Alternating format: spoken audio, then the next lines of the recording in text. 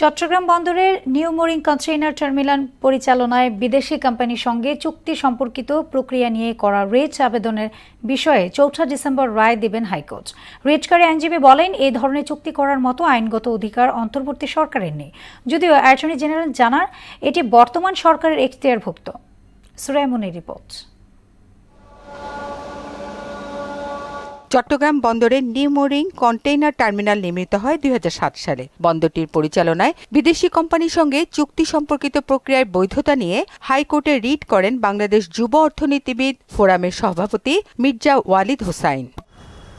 মঙ্গলবার রিটের শুনানি শেষে রায়ের জন্য ৪ ডিসেম্বর দিন ধার্য করেন বিচারপতি ফাতেমা নজিব ও বিচারপতি ফাতেমা আনোয়ারের হাইকোর্ট বেঞ্চ। শুনানিতে অ্যাটর্নি জেনারেল বলেন, চুক্তি করার আইনগত ক্ষমতা রয়েছে বর্তমান সরকারের, আর কারো হাতে বন্দর তুলে দেওয়ার অভিযোগ সঠিক নয়। চট্টগ্রাম বন্দর হলো বাংলাদেশের অর্থনীতির লাইফলাইন। সেই লাইফলাইনে আমরা কত বেশি স্বচ্ছতা আনতে পারবো, এটা একটা পাবলিক পলিসি।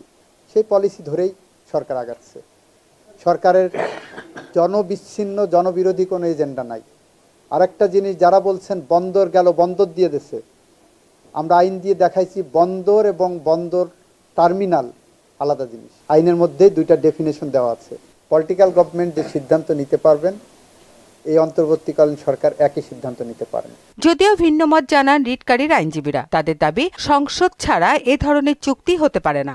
আগামীর সংসদ নির্বাচন তথা সংসদ নির্বাচন পরবর্তীতে যে সরকার গঠিত হবে, সেই সরকারের জন্য এই নীতিগত প্রশ্ন এবং নীতিগত বিষয়গুলো রাখার জন্য মহামান্য আদালতের কাছে আমরা উপস্থাপন করেছি। ডেভেলপমেন্ট ওয়ার্ক হচ্ছে সেগুলোই যেগুলোতে নতুন করে পোর্ট গঠন করা হচ্ছে বা অন্য কোনো স্ট্রাকচার করা হচ্ছে, এটা বিদ্যমান। চট্টগ্রাম বন্দরের আমদানি রপ্তানি কন্টেনারের অধিকাংশই পরিবহন হয় এনসিটি টার্মিনাল দিয়ে।